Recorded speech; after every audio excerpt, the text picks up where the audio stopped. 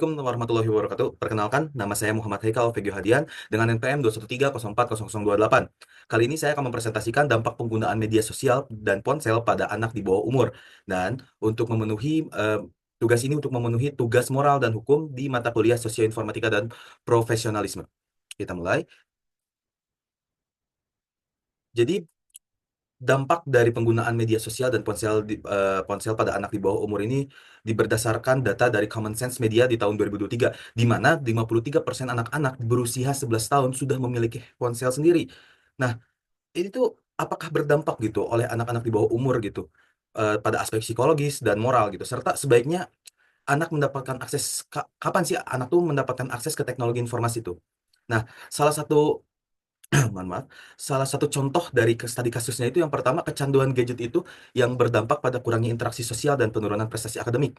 Anak juga bakal terpapar dari konten tidak pantas seperti kekerasan atau ujaran kebencian juga nih. Dan anak juga mengalami cyberbullying yang berdampak negatif pada kesejahteraan mental gitu. Mungkin kita akan buktikan ini dengan data gitu ya. Nah, untuk dampak psikologisnya, yang pertama itu adalah adanya gangguan perkembangan sosial. Anak tuh bakal jadi kurang mampu bersosialisasi secara langsung karena lebih banyak menghabiskan waktu di dunia maya. Karena mereka tidak tahu cara berkomunikasi di dunia asli. Mereka hanya tahu berkomunikasi via chat dan istilahnya di dunia maya gitu. Dan yang kedua itu adalah ketergantungan teknologi. Itu sangat sangat apalagi sudah mengenal HP di sejak dini gitu. Anak tuh dapat mengalami kecanduan terhadap ponsel dan media sosial yang berakibat pada kurangnya aktivitas fisik dan interaksi kepada sosial yang sehat. Dengan misalnya contoh kayak TikTok, kita scroll dengan hal yang sama setiap hari, itu akan menyebabkan adanya sifat ketergantungan adiktif lumayan. Bukan lumayan lagi, banget gitu. Karena saya juga menyadari pada umur saya yang sudah umur di 20 tahun, apalagi anak di umur masih dini di bawah 11 tahun. Dan juga ada juga pengaruh negatif terhadap mental. Anak yang terpapar konten negatif seperti kekerasan atau ujaran kebencian dapat mengalami stres, kecemasan, dan bahkan depresi. Karena mereka akan tidak tahu adanya filter mengenai asal chat aja gitu kan, tetapi ya tidak tahu gitu pengaruh bagi mereka apa. Dan ketika sudah dilakukan akan ada feedback dari orang dan akan mengaruhi, mungkin kalau respon yang negatif akan mempengaruhi mental mereka karena mereka belum siap. Dan yang terakhir itu adalah kurangnya kontrol diri. Anak anak yang belum memiliki kemampuan yang cukup untuk menyaring informasi sehingga mudah terpengaruh oleh berita palsu atau tren yang berbahaya. Tentu dengan kurangnya kontrol diri itu juga bakal berpengaruh kepada negatif mental tadi ya. Kalau misalnya anak-anak sudah dibiasakan untuk ngechat di sosial media dengan respon orang yang belum tentu anak-anak semua. Siapa tahu misalnya ada anak kuliah yang misalnya ujar kebencian lagi dan anaknya belum bisa menerima dan jadinya depresi dan tidak tidak bisa menolong. Nah, bagaimana sih sisi moral dan hukumnya dari sini itu? Yang pertama itu ada dari UU tahun 35 tahun 2014 tentang perlindungan anak. Sesuai dengan UU ini, orang tua tuh seharusnya bertanggung jawab dalam memberikan lingkungan digital yang sehat bagi mereka. Dan juga untuk platform medsos gitu kan, kayak contoh Facebook, Instagram, dan TikTok menetapkan batas usia minimal 13 tahun. Namun banyak anak di bawah umur yang tetap masih mengaksesnya, tapi harus dikurangi. Nah, dari UNICEF tahun 2021, nah ini tuh satu dan dari tiga anak itu mengalami cyberbullying. Itu dari UNICEF tahun 2021 dan terakhir di UU nomor 27 tahun 2022 tentang pelindungan data pribadi. Banyak banget anak-anak yang tidak tahu tentang TOC atau Terms and Condition dari setiap aplikasi dan langsung klik-klik karena ingin langsung bermain game. Padahal mereka tidak tahu adalah data pribadi mereka bisa disebarkan luas karena belum cukup umur untuk mengetahui tersebut. Bahkan anak seusia saya saja ataupun mahasiswa-mahasiswa lainnya kadang malas untuk membaca TOC itu atau Terms and Condition.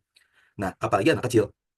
Dan ketika sudah melakukan itu, mereka tidak tahu bahwa data pribadi mereka itu dipegang oleh seseorang. Nah, makanya itu dari sisi moral dan hukumnya. Nah, kapan sih anak itu diberikan HP? Idealnya itu kapan sih? Nah, ini untuk pelajarannya untuk 0 sampai 5 tahun itu maksimal 1 jam per hari. Itu menurut dari WHO. Dan itu juga diberikan akses ke perangkat digital ke- kecuali untuk tujuan edukatif dalam pengawasan orang tua. Jadi ya harus diberikan penalaran juga sama orang tuanya agar tidak miskomunikasi ataupun bisa melihat hal yang tidak jelas, mungkin kayak nonton kartun ataupun segala macam kartun juga harus difilter gitu. Hanya diberikan 1 jam. Dan umur 6 sampai 12 itu dikira-kira anak kecil umur SD lah ya, SD kelas 1 hingga kelas 6 itu maksimal 2 jam per hari dalam pengawasan.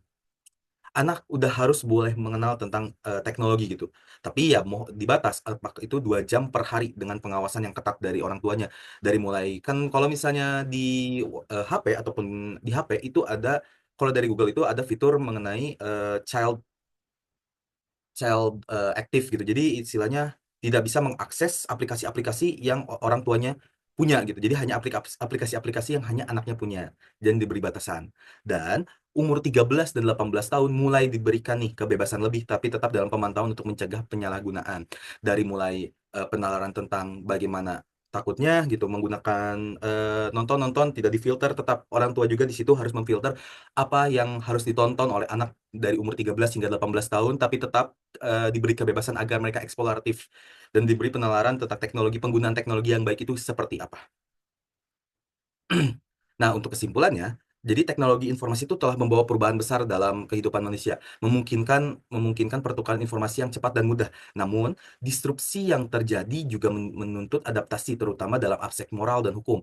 Oleh karena itu, orang tua dan masyarakat memiliki peran penting dalam mengelola akses teknologi bagi anak-anak. Dengan pengawasan yang tepat serta edukasi tentang penggunaan teknologi yang sehat, kita dapat mencegah dampak negatif dan memastikan bahwa teknologi memberikan manfaat maksimal tanpa melanggar norma moral dan hukum yang berlaku. Dan Bu baik, untuk itu presentasi saya. Terima kasih telah menonton presentasi saya dan sampai jumpa di lain waktu. Terima kasih semuanya.